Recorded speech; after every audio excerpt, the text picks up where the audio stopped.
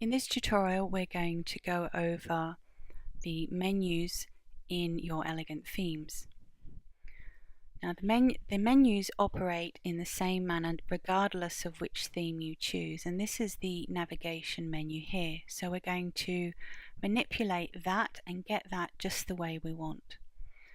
Now, in order to do that, you log into your website and go down to Appearance and then click on Menus. And this is the section where you can change your current navigation menu or create a new one. If you haven't already created a navigation menu, then what WordPress does, what your WordPress theme does, will just select all of your posts, categories, and all of your pages and put them in the navigation menu. So that's what happens when this navigation area looks cluttered.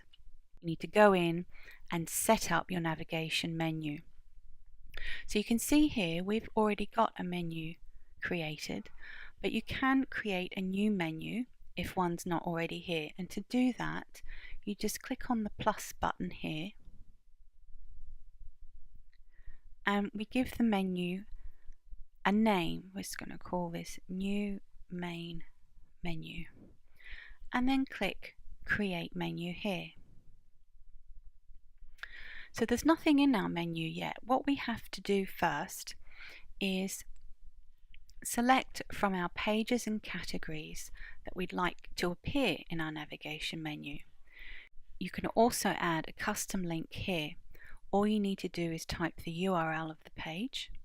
And so, for example, I'm just going to type a link to my website, and you can type a label for that. And if we click on Add to Menu, you can see here it's added a link to home, and if we click on this down arrow here, you can see that's the URL, that's the navigation label there. So other than that, you might like to add a sitemap. So we go down to sitemap in our list of pages. If your page is not showing here under most recent, just click View All and then go down to the page you'd like to add to the menu, click Add to Menu, and you can see here now that it's added a sitemap option. And again, if we open this up, you can see the navigation label there. So go through and add all the pages that you'd like to include in your navigation bar. I'm going to add a contact page.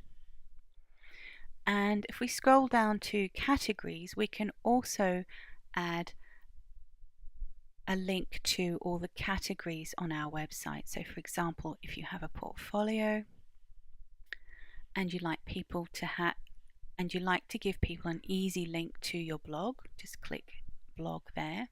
And you can see here now this has added all these links to your navigation menu. Make sure you click Save Menu to save those changes.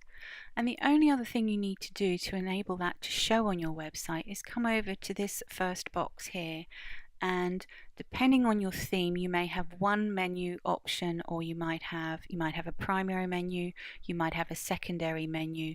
Here is where you can select which menu shows where on your theme. So we're going to choose the new main menu that we've just created for our primary menu and click Save.